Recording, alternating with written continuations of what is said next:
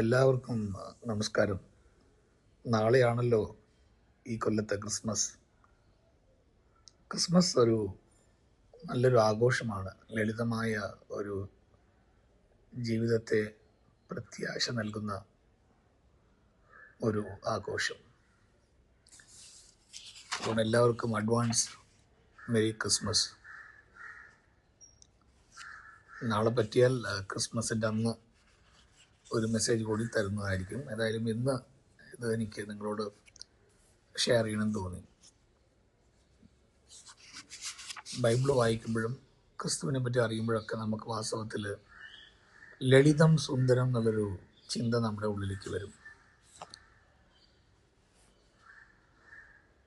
ആകാശപ്പറവകളിൽ നിന്ന് പഠിക്കാൻ ക്രിസ്തു പറഞ്ഞു, പല പാഠങ്ങൾ ഒരു ഉപമ പോലെ ആകാശക്കിളികൾ പഠിപ്പിക്കുന്നുണ്ടാവാം. അതിലൊന്ന് തീർച്ചയായും ഇതാണ്: നിറയെ കതിർമണിയുള്ള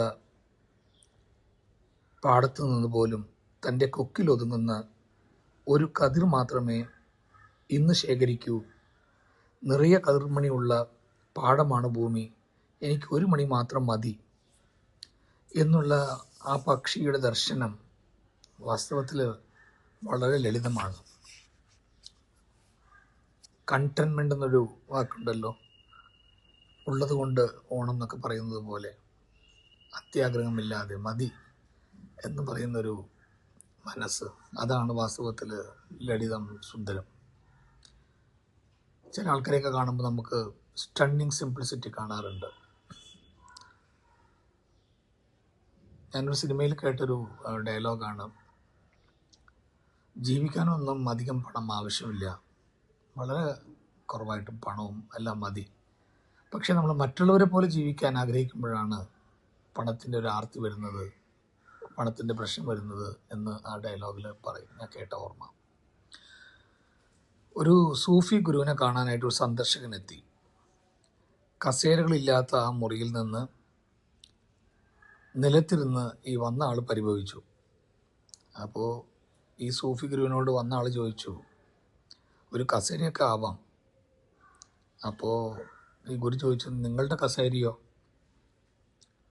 അപ്പോൾ ഈ സന്ദർശകൻ പറഞ്ഞു, എൻ്റെ കസേരയോ? ഞാൻ യാത്രയിലാണ്. അതിന് ഈ ഗുരു ഒറ്റ വാക്കിൽ ഉത്തരം പറഞ്ഞു, ഞാനും. ഇതിൻ്റെ ഉള്ളിലൊക്കെ എത്ര ആന്തരികമായ അർത്ഥങ്ങൾ കാണും. ആവശ്യങ്ങൾക്ക് ഒരു അതിർരേഖ ആവശ്യമുണ്ട്. സംതൃപ്തി കമ്പോളത്തിൻ്റെ ഉൽപ്പന്നമല്ല, ഒത്തിരി അലഞ്ഞ് നെഞ്ചിൽ തന്നെ കണ്ടെത്തേണ്ട നീരുറവയാണ്.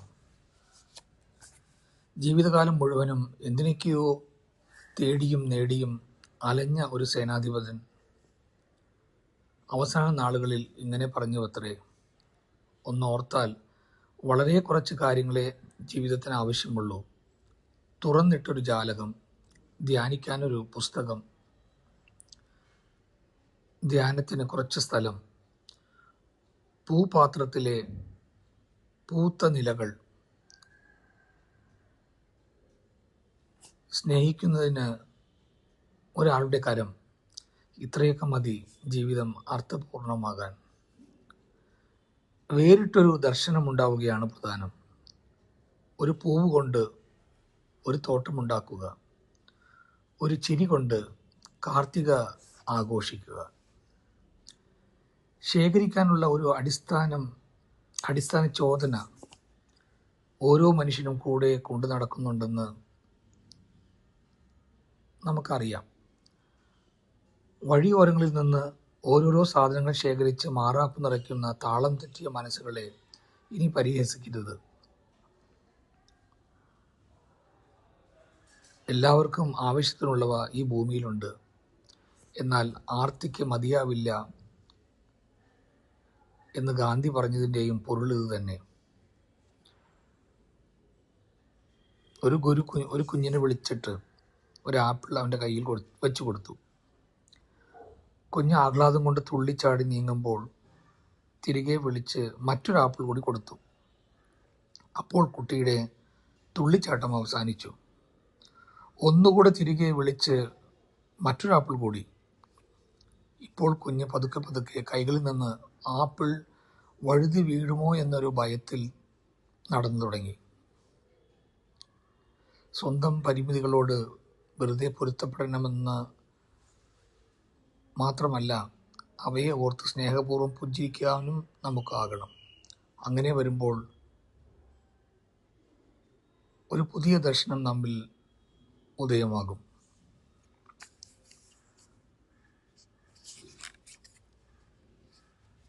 നമ്മളൊക്കെ ആഹാരം കഴിക്കുന്ന സമയത്ത്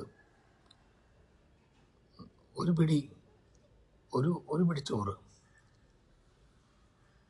പറ്റിയാൽ മനുഷ്യർക്ക് അല്ലെങ്കിൽ പക്ഷികൾക്കെങ്കിലും കൊടുക്കുന്ന ഒരു മനസ്സുണ്ടെങ്കിൽ